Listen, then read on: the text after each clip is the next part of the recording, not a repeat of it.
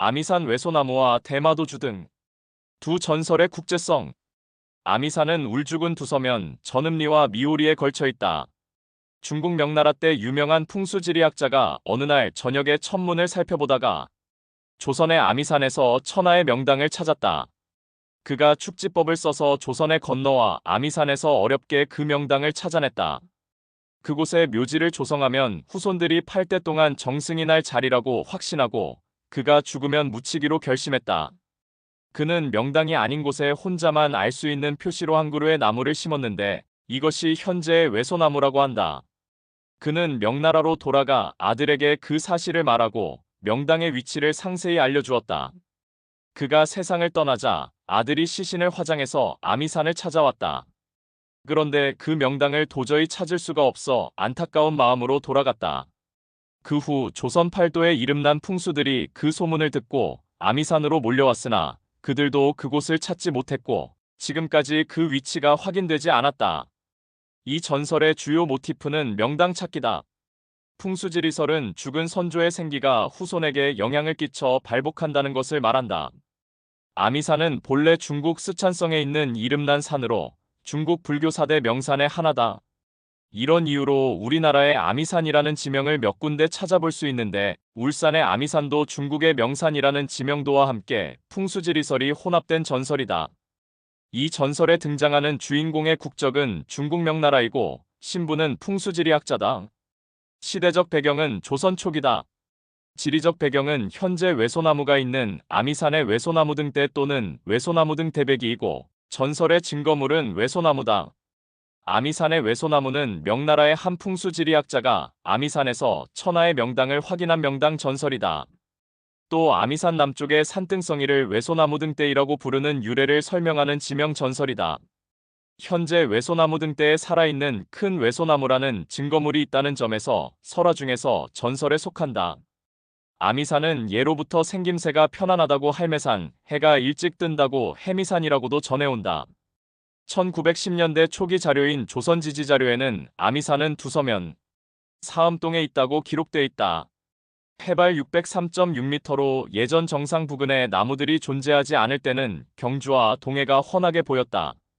이 산은 동서 방향으로 두 곳에 봉우리가 있는데 그 사이의 골짜기를 바람이 많이 불어온다고 하여 바람골이라 부른다. 외소나무가 있는 산등성이를 외소나무 등대, 외소나무 등 대백이라고 한다.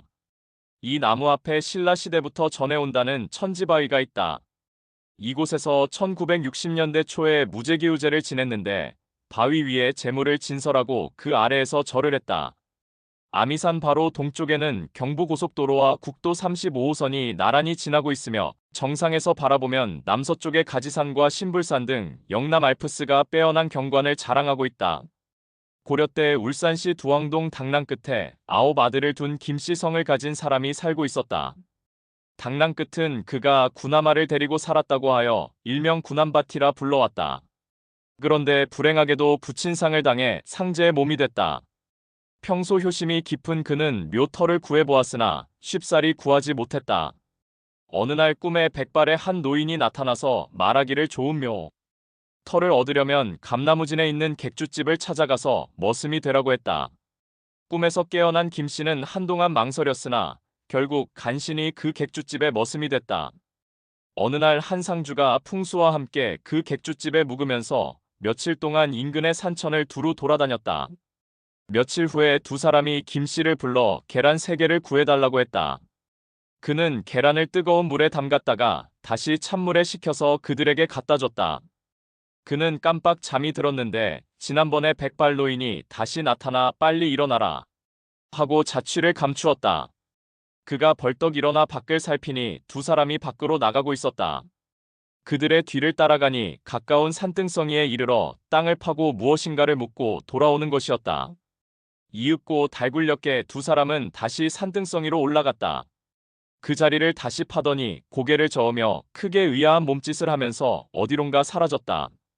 그들이 떠나고 난 뒤 그는 생계란 2개를 초저녁에 그 자리에 묻어두었다가 첫새벽에 올라갔다. 그곳에서 계란 1개가 부화해 닭이 나래를 치며 목을 쭉 빼어 크게 울었다. 그는 그 자리에 아버지를 봉분이 없이 모셨다. 그 후 그의 자손이 대마도로 건너가 왕이 되었다고 한다. 그때부터 그 산등성이를 대마도주등이라고 부르게 됐다. 이 전설의 주요 모티프는 명당 발복이다. 이 전설은 민간의 뿌리 깊은 명당 발복의 풍수지리설을 이용한 권선징악에 대한 이야기다. 효심이 깊은 후손이 명당에 부모를 모심으로써 복을 받는다는 그 명당은 바로 금계포란형을 가리킨다. 이런 명당에 부친을 안장했기 때문에 후손은 선대의 생기를 받아 왕이 될 수 있었다. 또한 이 전설이 전승되는 두왕동은 본래 대마도주와 관련시켜 도왕동이라고 하다가 도자와 왕자가 왕을 거역한다는 의미를 담고 있다고 하여 두왕동으로 바뀌었다는 것에서 지명 전설의 모티프도 내포하고 있다.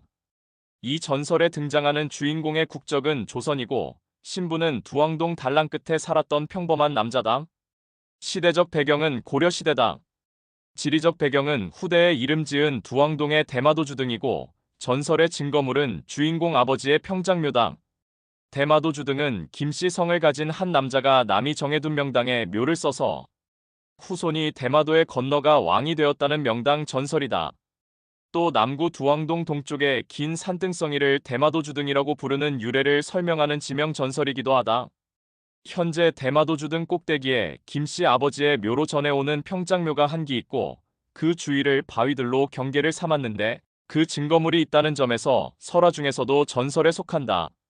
대마도주 등은 남구 두왕동 동쪽에 현존하는 긴 산등성이를 말한다. 주민들은 대마조조 등이라고도 부르고 조선 지지자료에는 대마도주산이 청량면, 두왕동에 있다고 기록돼 있다. 울산의 전설과 민요 1996에는 다음에 여러 이야기가 전해온다. 원래 이 묘소에 8개형의 석조물이 있었는데 광복 후 청량지서에 방축벽을 쌓을 때 이를 가져가 쌓았기 때문에 지금은 평장묘만 남아있다. 일설에는 1910년 무렵에 일본인이 비석까지 준비해서 대마도주 등 인근의 뱀이골의 위치를 물으며 찾아왔지만 묘소를 찾지 못하고 비석을 물속에 던지고 돌아갔다는 이야기도 전해온다. 또 김씨의 후손들은 남구 상계동에 10가구가 살았는데 지금은 그들의 행방을 알 수 없다고 기록돼 있다. 한편 평장묘의 북쪽에 울산 금성문 중 이른 시기에 속하는 1772년에 세운 증 사근도 찰방 김필두의 묘비가 묘소와 함께 있다. 이 전설의 주인공 김씨와 관련 여부는 알 수 없다.